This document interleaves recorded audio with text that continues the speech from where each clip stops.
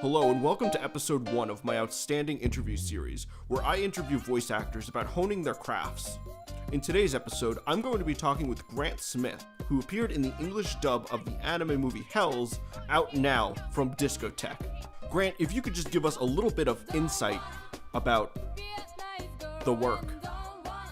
Exactly. Thank you for bringing up HELLS, a fantastic project I might add, that though my time with it was brief, I feel like it was, well, let's just say life-affirming and perhaps may have reignited my faith in God, because it was quite the experience. I could tell by your performance, Grant. Now, I'm not saying that I watched the movie and couldn't find you in the crowds. That would be ridiculous. That would be absurd.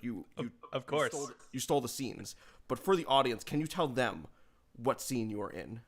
Well, I don't want to spoil anything for anyone who hasn't seen the film, so I'm going to try and use some vagaries here. However, there might be a sequence in which a group of demons is perhaps put under duress and maybe sound stressful. And among the chorus of stressful demons, you'll hear one specific one going, "Oh no!" And that's me. That line made the scene. That is incredible. Well, thank you. I'm so glad you noticed, and I'm glad that it wasn't me telling you where I was that reminded you of that. It was just you knowing that scene was incredible. Because I'm gonna lay this down. He might not have a canon name, but me and the character have gotten onto a first name basis. He calls me Grant, and I call him Levelathor, the Conqueror. Oh, excellent. It's a little known thing. I don't even think the actual original author, or mangaka they call them in Japan, had even come up with a name for this character. But I know it's Levelathor because we've talked to each other. That's how I act. That's how I get into characters, is really feeling like they're in the room with me. It's like I might get the credits, but honestly the character does most of the work whenever I'm in a project with a magnitude like that. This explains why your performance outshines so many of these other bright names. Looking through the cast, it's just incredible seeing all these names of people who have blocked me on Twitter. And, do they do the same stuff you do? Do they know their characters as well as you clearly know your character? Well, the thing is, I'm not here to comment on my colleagues' abilities. Everyone has their own process, and honestly, they do what works for them. Some of them just, see words on a page and think of a paycheck. And hey, that might work for some people. That might even get you to say maybe some of the top billing in this movie. I don't know. But, it's just one of those things. Not to name names or anything, because obviously all of my colleagues do fantastic work. And this whole project was incredible, and everyone we worked with was spectacular. But, it's just sometimes the people who get some of the, let's say the biggest roles, not gonna name names or point any fingers, but let's just say some of the biggest, maybe their craft might be good and it might be really focused and honed, and they might train and practice and really be dedicated to it. But I feel like they just don't talk to their characters enough. And, that's just a problem in the voice acting community, or the VAC, as people in the know call it. Oh, of course. Okay, yeah. That stands for voice acting community, if anyone didn't catch that. If you're not in the know, you probably didn't know that. Absolutely. Now, to be fair, I have actually not seen the finished product yet. As an actor, I am 5th on the list of people they will invite to look at the movie behind closed doors. I'm actually quite impressed you managed to see it. They told me I wouldn't be able to see it until next Sunday, but yes, good for you. I acquired an early copy of the film. You see, the movie, it came out on Tuesday, but I received it yesterday with Amazon Prime, which means I got it earlier than people who have not seen it yet or are seeing it after Friday. One thing I noticed in the casting was that in the Japanese, because this was originally in Japanese.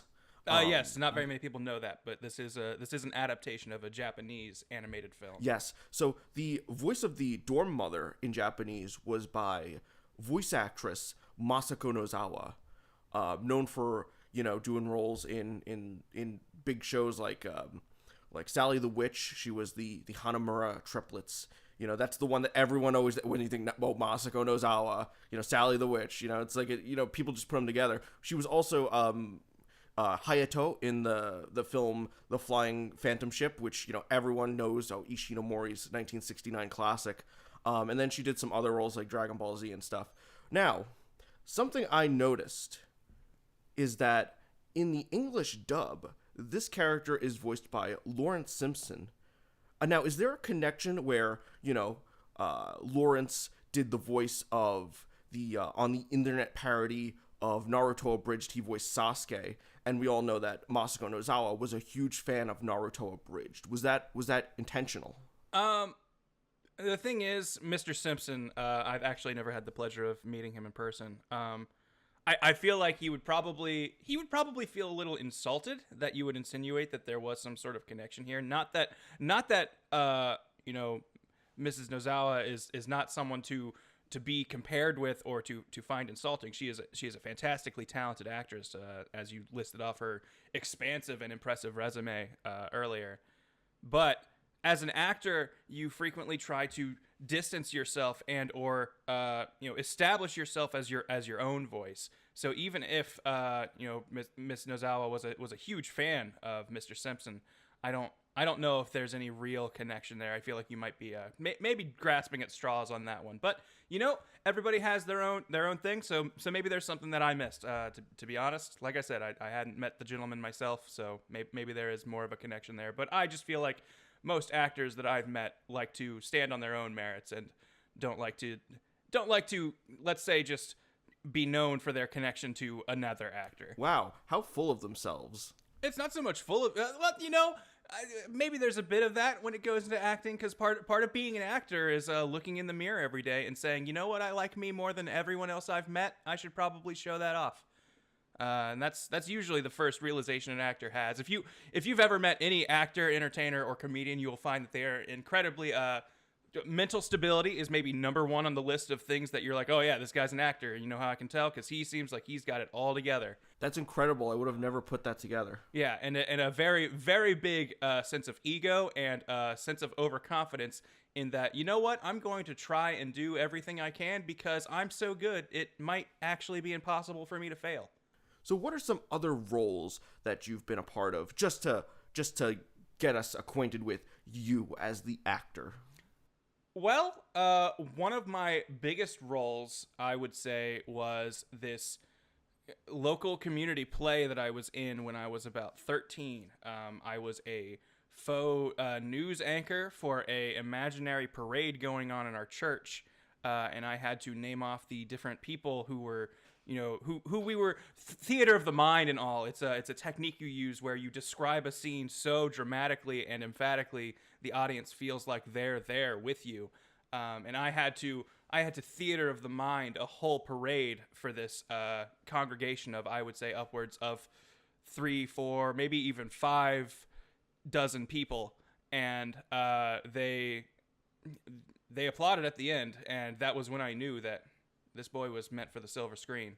Yeah, you usually don't get a lot of applause with church productions. They're usually very, if you tend to diverge from the source material, the Bible, they tend to not like that. But it seems like you swayed them with your excellent performance. And I think I remember that role that you're talking about. That one was animated by Studio Dean. Is that correct? No, this was a stage production. There was no animation involved. It was in front of a live audience. If there was an animated adaptation though, you should perhaps forward that information to me, because I might have some lawyers or agents who would like to have a look at that and make sure. I'm very good friends with this guy in the industry.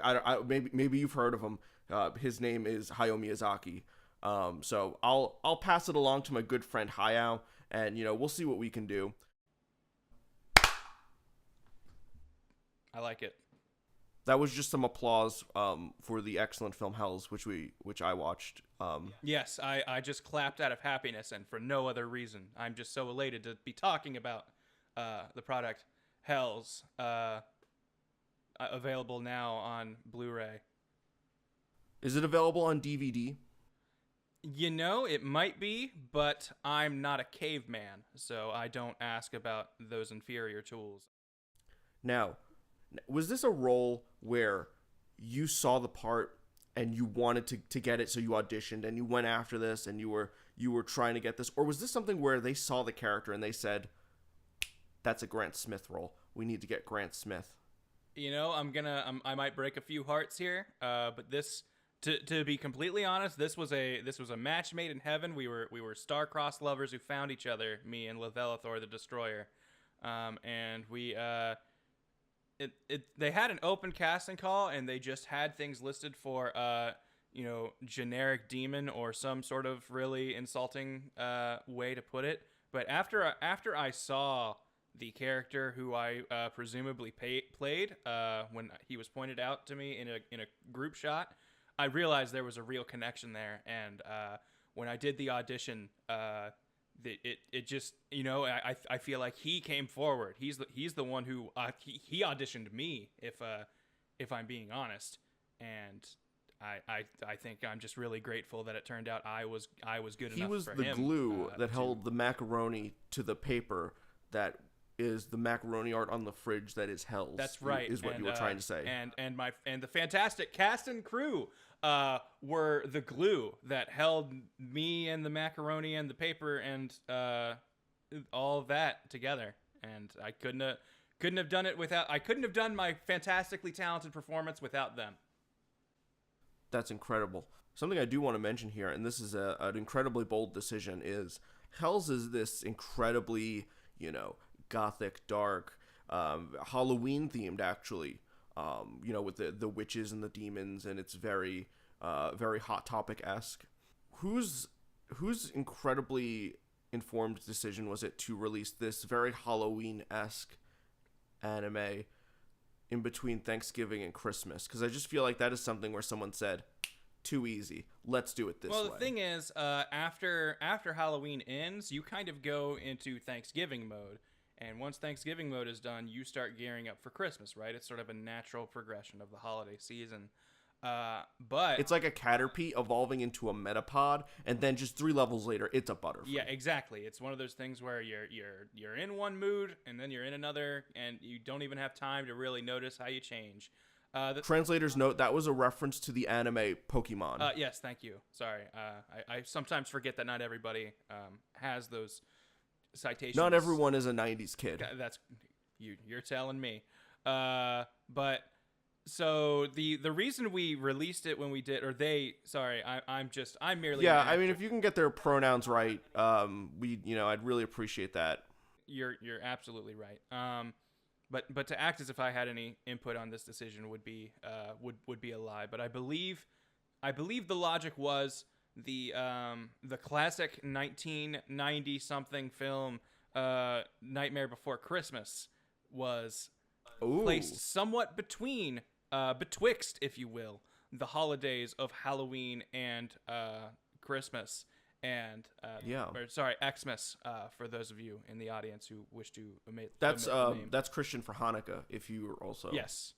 And it just felt like it was evocative, because while HELLS is definitely a bit, has some scary themes, it also is fanciful and I believe a musical, much like Nightmare Before Christmas. And so we just thought it would be evocative of a similar feeling film if we put it out around that time. Of course, yes, and it has these huge religious themes, like there's Cain and Abel and Adam and Elvis and all these characters from the Bible that we remember growing up as kids, and they're all present in this movie HELLS.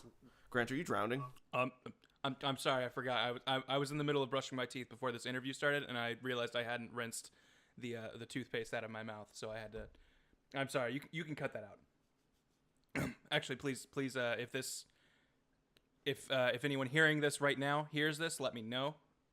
At Master Wuggles on Twitter, let them know that this was not edited out, and I'll have to inform someone. Anyway, you were saying. It's a classic.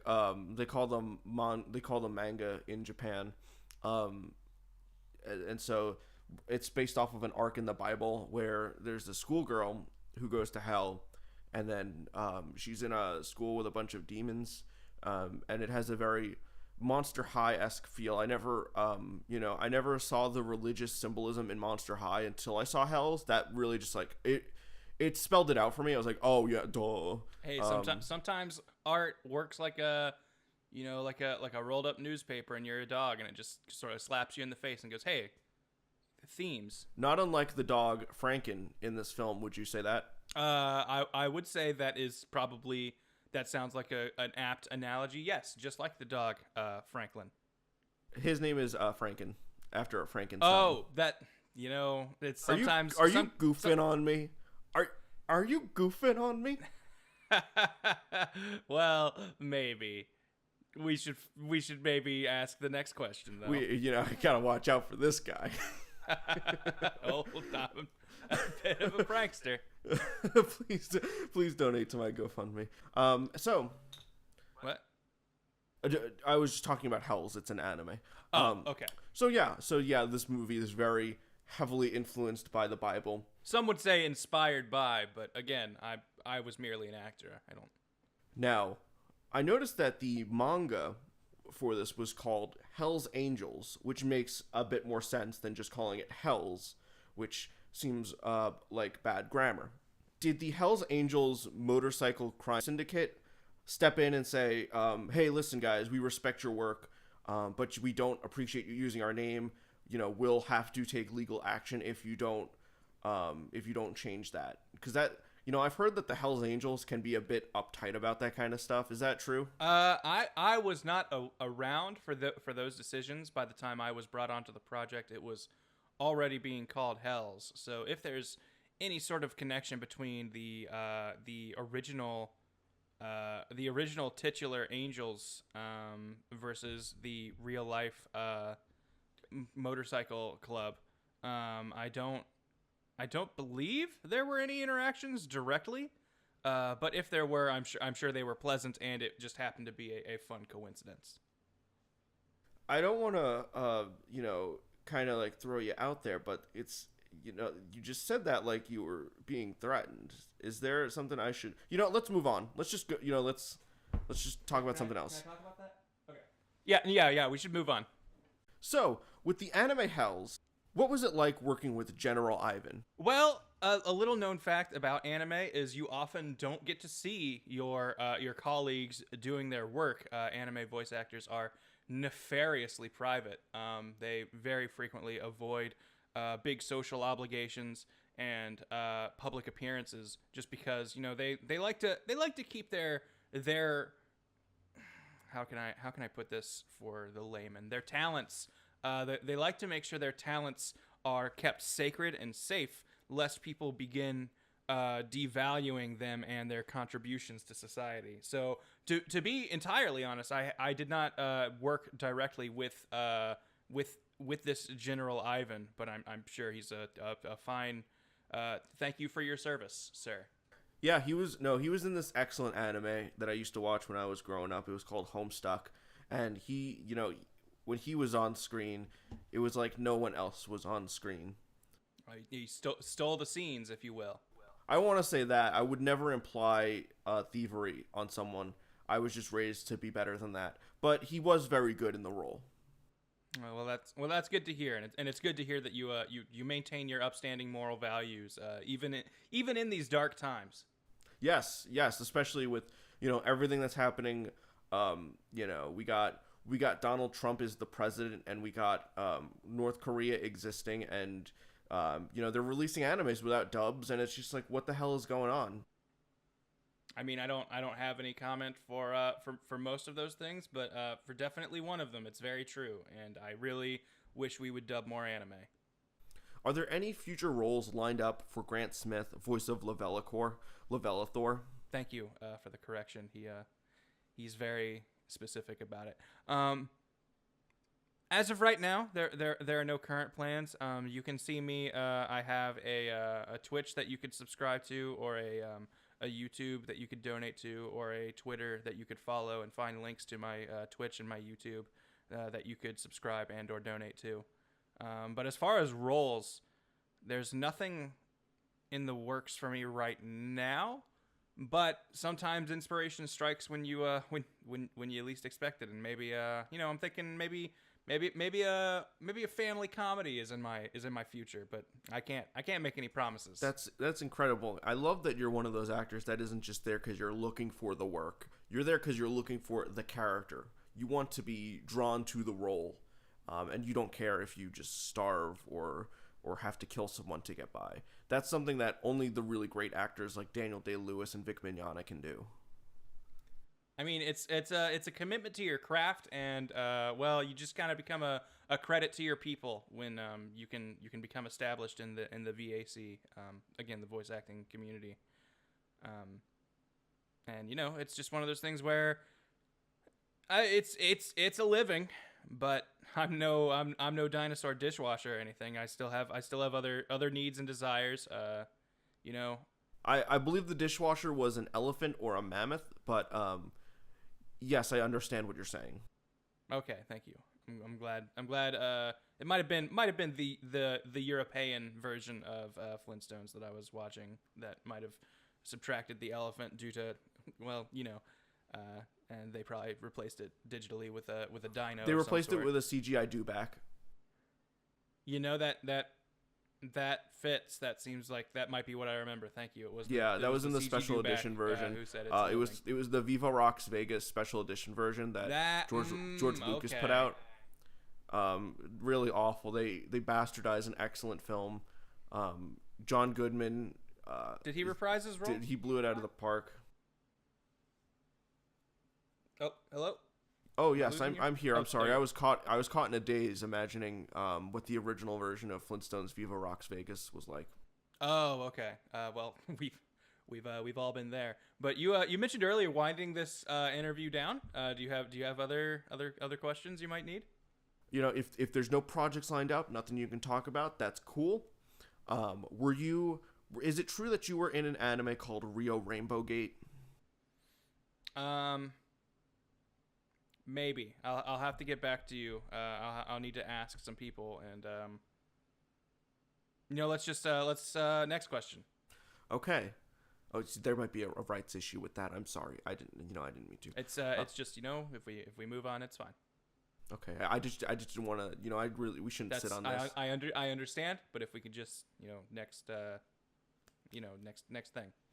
Okay, I'm gonna skip all the questions pertaining to Rio Rainbow Gate. Okay, that'd probably be for the best. Okay, hold on.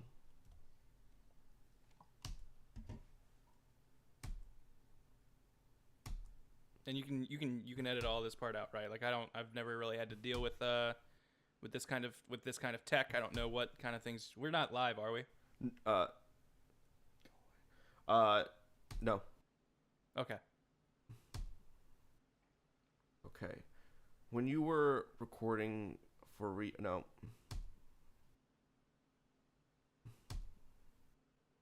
Hey, I have an idea. So you're interviewing me. What got you? It'd be really selfish of me to hog the microphone here. What got you interested in anime and interviews, huh?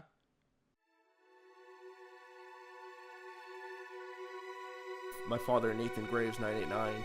He was this prolific anime character voiceover interviewer, and I felt like I always lived in his shadow, just because when people see my name, they go, "Oh yeah, you're Nathan Graves 989's son, right?"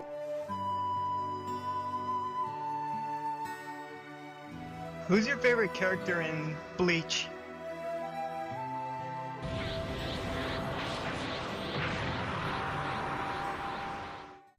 Were there any hilarious moments on the set of you dubbing an anime that isn't Rio Rainbow Gate? No. Next question. So an anime that isn't Rio Rainbow Gate seems to take place at a hotel and has themes of gambling. Was there any initiative for the cast to visit actual hotels or casinos to get more into their parts? If yeah. Okay. Not that I'm aware of. Okay. Sorry. My believably hot wife is here, and she was asking something. But no, we never went to to any sort of gambling establishments. All right. Well, I think that about wraps it up here. Thank you for joining me for my anime. This is going to be John interviews people in the cast of Hells, episode 1, Grant Smith. Grant Smith, do you have any closing words you want to leave us with? Don't quit school. My closing words are don't pirate anime, which I think is more important than school. That's good words to live by, my friend. Okay. Well, thank you for sitting down with us or standing. I can't see you. But you know, I'm sitting, but yes, thank you. okay. Thanks for inviting me here and letting me express how Levelithor more or less happened to me and was less of a thing I had to say in and more a thing that had a say in me. It was an eye-opening experience, as was this interview. All right. Well, thank you everyone for joining us. The end.